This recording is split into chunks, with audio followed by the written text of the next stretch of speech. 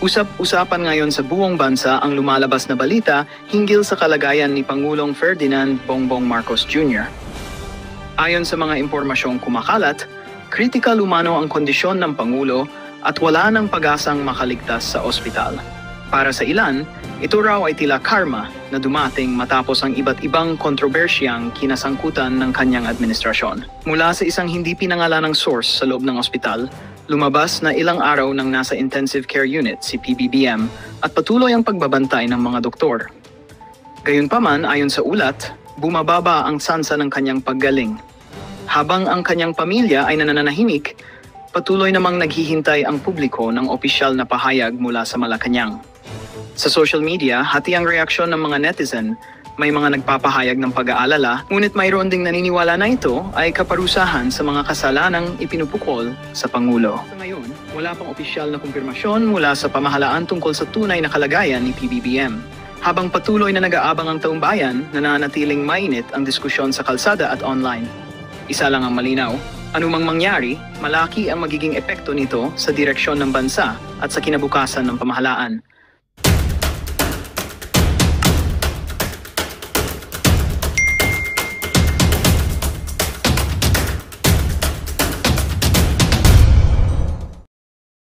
Para po magkaroon ng bonding bilang mag-ama.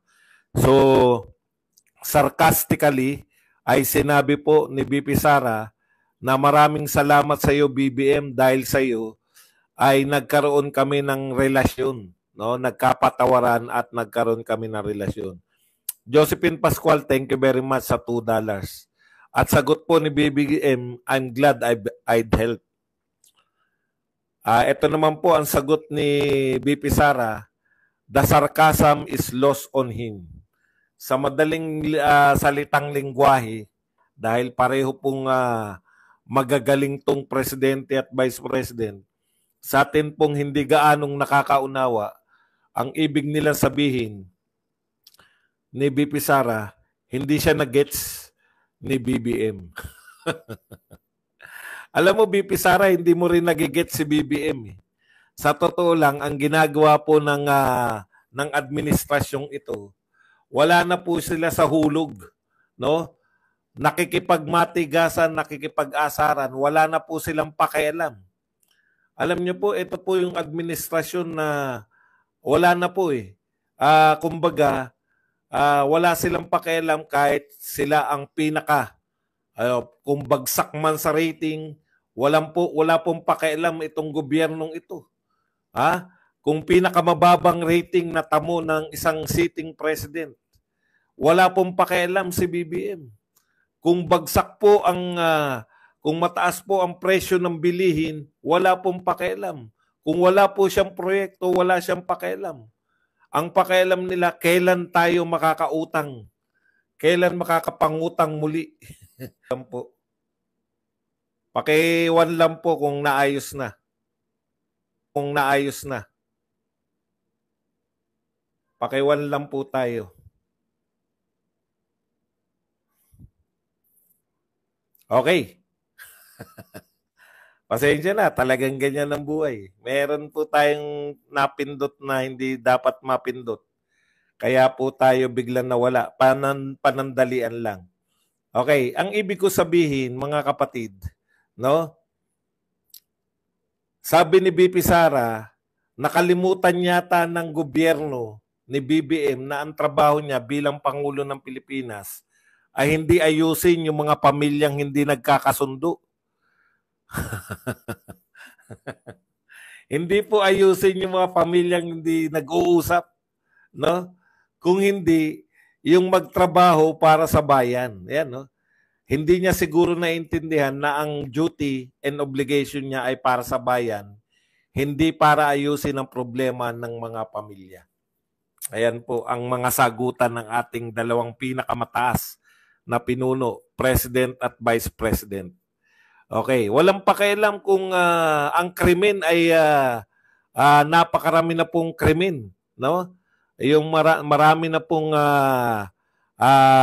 bumalik na naman po yung droga, wala pong pakialam. Sa kanila, makapang-asar na lang si BBM. Makapang-asar. Okay. Sa ilang pong update, ayon po kay BP Sara, nabuo na po ang defense team at ayon naman po sa kanilang abogado, pangunahing abogado o yung lead counsel na si Kaufman, ay wala pong Pilipino na opisyal sa defense team, no? So hindi po kasama si Harry Roque.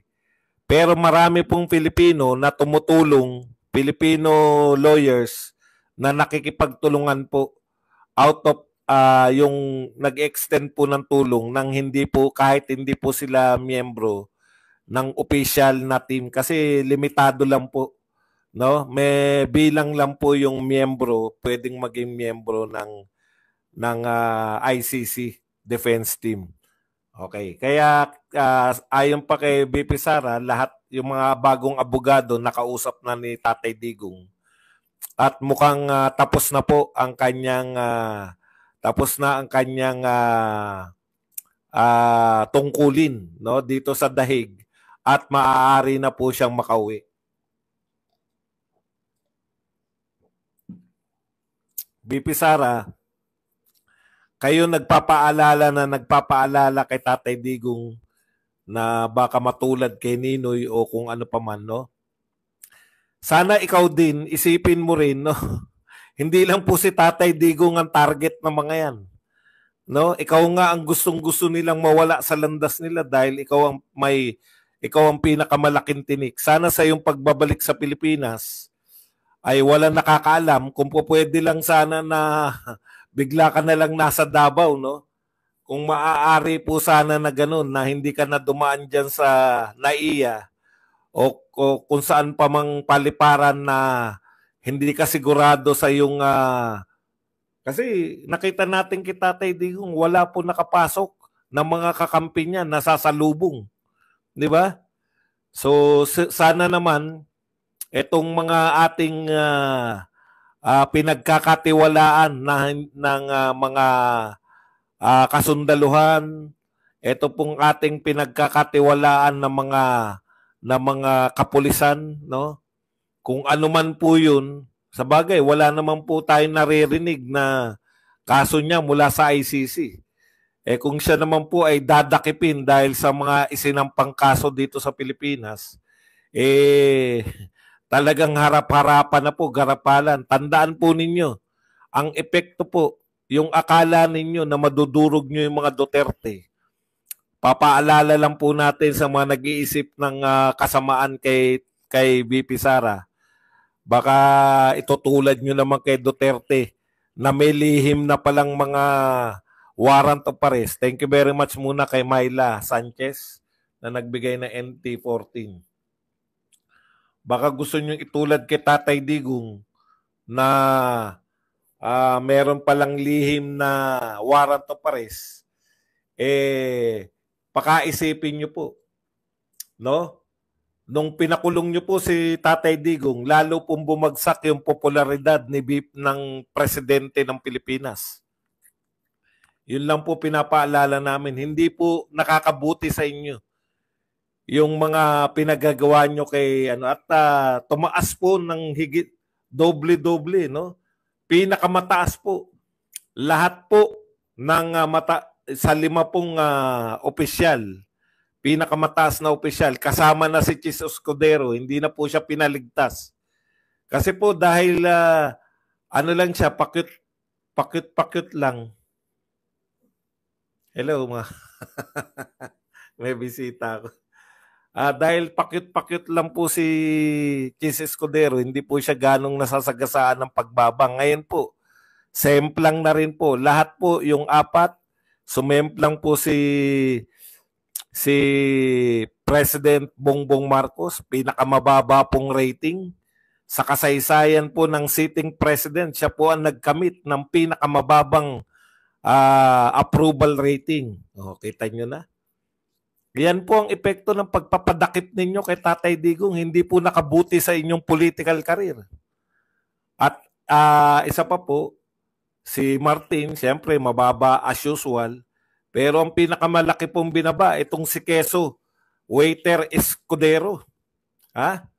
Sa pagiging waiter mo, kitang-kita na ngayon, lalo na ngayong hindi ka nag-issue ng subpoena.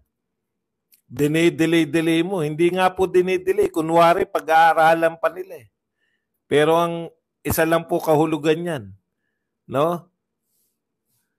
Ipinahiya mo si Amy Marcos sa kanyang committee hearing na walang umattend. Imbis na kampihan mo si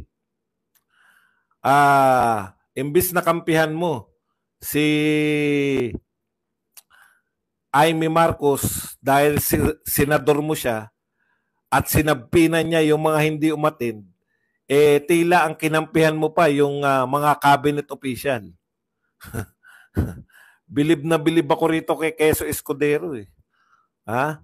Pag hindi, wala po siyang kinalaman, halimbawa po yung sa ICC, sinabi niya legal ang pagpapahuli kay Tatay Digong. Wala kang kinalaman dun, hindi ka kinukonsulta. Alam mo ang sagot kung legal o hindi legal. Pero sa sarili mong bahay, binastos ang mga senador, hindi dumalo ang mga cabinet official, at dahil dyan, nagpasabpina si Amy Marcos, ayaw mong pirmahan. Bakit ayaw niyang pirmahan? Kasi yung katwiran po ng cabinet, yung katwiran po ni Lucas Bersamin ang dinadala niya. Paano naman yung senador mong ipinahiya? Wala po siyang pakialam sa senador niya. Ang pakialam niya po yung magpabango sa palasyo. Kaya ang kinakatwiran niya, yung katwiran ni Bersamin. Kalokohan yan masyado, Chis. Basa ka na namin. Hindi na pwede yung double talk mo na kunwari.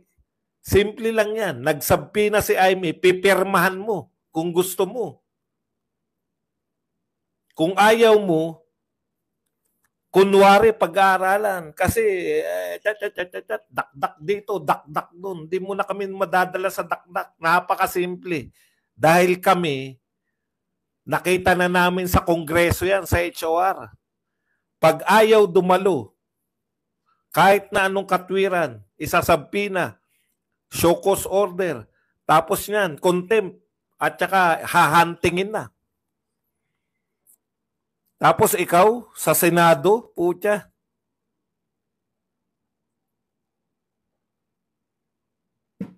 Pag-aaralan mo pa. Ano pag-aaralan? Kalokohan yan. Baka sakaling, pinakamababang approval rating ng sitting president. Ang meron si BBM. Yan po ang katotohanan. Pag-aaralan mo, keso, katarantaduhan yan. Yung impeachment nga, nawala ay impeachment. Yung ICC, yung pagdakip nga kay Tatay Digong, wala ka namang kinalaman dun. Alam mo kagad na legal. Bakit legal? Pabor sa gobyerno, pabor sa amo mo. Pero pagkakontra sa amo mo, pag-aaralan mo pa. Pero pag pabor sa amo mo, tama yung ginawa ng amo ko. Kaya ikaw, kala mo, laging mataas yan si Kiss. Hindi napapansin. Paano? Laging playing safe. Lagi siyang playing safe. Sutil naman. Simple lang po. Kung ang Senado, yung isa lang ang tanong dyan, Kiss. Wala ba kayong kapangyarihan na mag-imbestiga sa Senado? Ang may kapangyarihan lang bang mag-imbestiga? HOR? House lang ba ang may kapangyarihan mag-imbestiga? Kung may kapangyarihan kayong mag-imbestiga at hindi dumalo, anong gagawin nyo? Pag-aaralan? Katarantaduhan yan. Ikaw ang galing mong magsalita. Tinanong ka, legal ba yun? Sa tingin nyo yung pagkakadakip kay Duterte? Ay, legal yan. Alam mo kagad na legal. Hindi mo sinabing pag-aaralan ko pa. Ganun ka kagaling. Hindi po tayo kawawa. Sila kawawa balang araw. Dapat pinag-aralan mo yung House of Representatives. Ano ang ginagawa nila sa mga ayaw dumalo? Pinagtatawanan ka ng mga HOR. Alam mo ba kung ilan lang ang boto ni Paduano? Alam mo, Chis, milyon-milyon ang boto mo. Si Paduano, malamang, hindi ko alam kung umabot ng 100,000 boto niyan.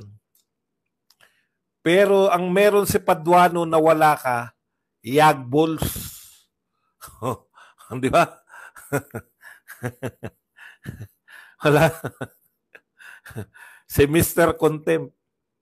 Hindi ko po sinasabi na tama yung pagpapakontempt ni Paduano. Pero wala pa nga sa usapin ng contempt eh. Sabpina pa lang eh. Alam niyo ba yung sabpina? Ibig sabihin, pinapadalo mo na sila.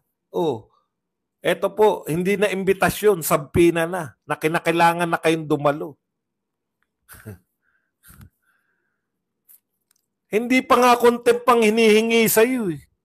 Sabpina pa lang eh. Umaatras ka na. Wala talaga to eh. Okay. Punta po tayo dito si Malu Tequilla po. Thank you very much kay Oliver Franco. Wala sa ayos din talaga to si Escudero. Correct. Wala po talaga yan. Mali po yung ginawa niya. Actually, ayaw niya lang aminin na ayaw ko pong pirmahan. Pero yun po ang meaning ng hindi mo pagpirma. May nalalaman ka lang. Okay. Punta po tayo dito sa sinabi ni Malu Tequilla. Alam niyo po, matagal na natin sinasabi yan, pero dahil hindi tayo sikat. Si Antecler talaga, no? Ang papel talaga ni Antecler, mambalatuba ng mga Duterte, bumanat sa mga Duterte. Attack dog laban sa Duterte. May tapaoho po yan. Tanungin niyo yan tungkol sa, halimbawa, ang tanong sa kanya kahapon. Namiss ko nga si yan eh. Sa totoo lang po si Antecler, malaking bagay po sa mga vlogger ng Duterte. Bakit? Araw-araw kami may binabanatan eh. Tuwing magbubuka ng bibig si Antecler, tsak, may topic kami. Kasi alam mo eh. Na may masasabi at masasabi na pabor sa atin.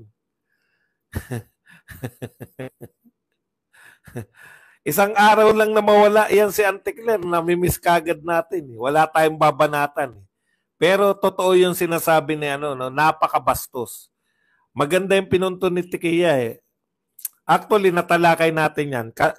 Again, no? Kaya nga natin inuulit dahil pag sikat na po yung nagsalita, at least yung mga sinasabi natin, nagkakaroon na po ng prestige. Yan. Ayon po kay Tequilla, napakabastos nito ni Antecler, no? Napakabastos. Bakit po napakabastos? Wala pong paggalang sa dating presidente ng Pilipinas. Ako kasi, dahil tinanggap na natin na si Antecler ay attack dog, wala pong sasabihin niya na mabuti sa mga Duterte. Pero kung ito po yung sinasabi ni Antecler ang talagang posisyon ng pamahalaan na sinasabing walang jurisdiction sa ICC. May jurisdiction ang makikipagtulungan sa ICC kung ipapahuli si Duterte. Pero kung si Duterte po, kung si Pangulong Duterte po ay pababalikin sa Pilipinas, ay hindi po makikipagtulungan. Pero maganda yung punto nito ni Malu Tequilla. Kahit ayaw ninyo, sukan-suka kayo sa tao. Kahit ayaw pa ninyo kay Pangulong Duterte, may karapatan po ang gobyerno na tanggapin ang Pilipinong isinusuli sa kanya. Nakuha po ninyo? Hindi pa po natin tinatanggalan ng citizenship si Tatay Digong. Maganda yung punto na yun. Nakaligtaan ko po yun eh. Ang sinasabi ko po kasi, tsaka sinasabi rin ni Roque, yung sabi kasi ni Roque, di ba? Pwede namang ibang bansa yung tumanggap kung ayaw ng Pilipinas. Ay, hindi po pala. Tama nga po pala. Bakit hindi nyo tatanggapin si Tatay Digong? Hindi na ba siya Philippine citizen? Di ba? Kahit po, kriminal pa yan. Kung pinatawad yan dun sa, ibig sabihin yung mga OFW, kahit po kriminal, kung pinatawad na po yan, hindi mo po pwedeng sabihin na at pinabalik na sa Pilipinas, hindi mo pwedeng sabihin na, ayaw namin dyan, kriminal pala sa inyo yan, bakit namin tatanggapin? Lahat po ng Pilipino na isinusuli dito sa ating bayan, hindi po natin pwedeng sabihin yung mga sinasabi ni Auntie Claire na hindi kami makikipagtulungan dyan. Anak ng pupa, hindi ba president? Wag na po yung presidente siya dati. Yung pagiging Pilipino na lang. Ibig sabihin pala, kung pinalaya po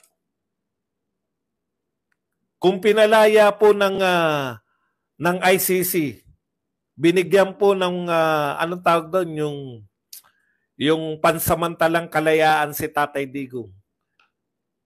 Ano na nga yung tawag ng ICC dyan? Alam nyo yan eh. Nakaligtaan ko lang ngayon.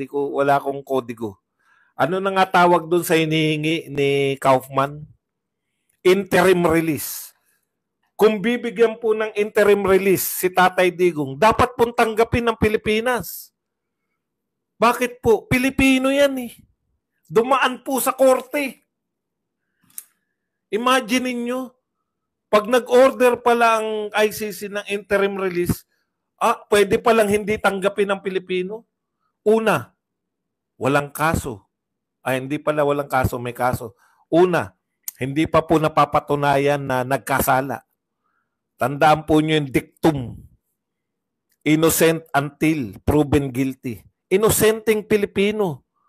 Isinusuli muna sa Pilipinas. Hindi natin tatanggapin? Kaya napakabastos po. Napakabastos. Kaya po dapat po talaga tayong palagan natin yung sinabi kasi parang tinanggap na lang din natin eh. Di po ba? Bakit natin tatanggapin na, hindi kami makikipagtulungan? Hindi namin tatanggapin. Pwede ba yun?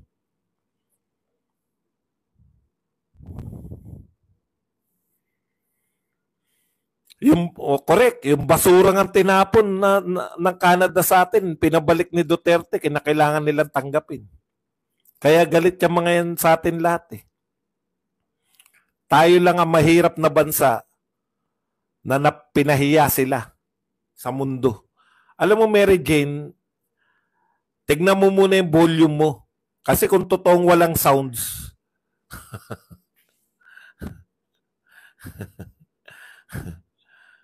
okay na yan.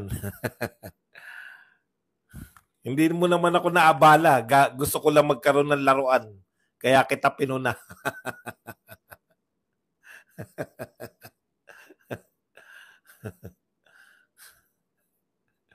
Okay. Ano pa ba? Yun pa po, no? Si Auntie Claire pa po tayo. Yung papel talaga ni Auntie Claire sa lahat, atake lang sa Duterte. Wala naman po siya na bilang ang tinatanong nga eh. Ganun na ba kababa ang tingin ng mga ganun na ba kababa ang tingin ninyo Malacanang sa mga Pilipino? Na yung press briefer nyo, wala nang prestihyo eh. Bardagulan lang ang gusto eh. Makipagbardagulan lang eh. Tignan nyo po, tama po yung ginawa ni Daryl Yap na sarcasm, na atake, o kung ano man ang tawag doon, yung ginagaya nila si ano. Kasi PCO yan eh. Dapat may paggalang din po. Hindi naman siya pangkaraniwang vlogger eh.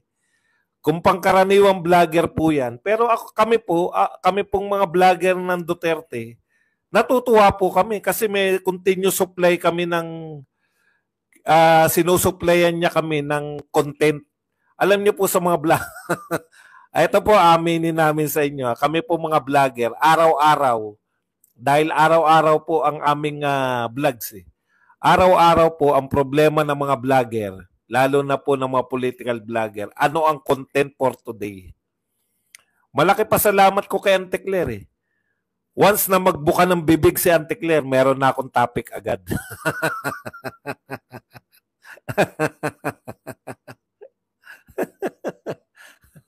Di ba? Babanata ko na po. Kaya ko nga na i-live yung sinasabi ni Auntie Claire. May banat kagad eh. Hindi po ako mahihirapan eh. Dahil karamihan po sa mga sinasabi ni Auntie Claire, may mga lihim dun eh. Hindi niya naman talaga sinasagot eh. Ang ginagawa kasi ni Auntie Claire, hindi siya sumasagot kung hindi umaatake lang siya sa Duterte. Ganun na ganun yung kay Daryl Yap. Pag ang tanong mo, may kinalaman ba Duterte dyan? Next question. Parody. Ayun, parody. Nawala sa ano ko eh. Parody. Ayan, Ben Sentiments. Yung parody. Nakakatuwa, di ba? Okay. Yun talaga, tuwan-tuwa ko. Gagawin na po natin itong madalas na isasama natin yung FB. Minsan TikTok. Gusto ko kasi, diyan kasi sa FB nakatambay yung mga kalaban natin. Okay. Isa pa pong binanatan ni Malutikia, ito nga si Brunner, no? Yung pagsasabi na parang kala mo talaga parang kala mo talaga madadamay tayo sa gera eh.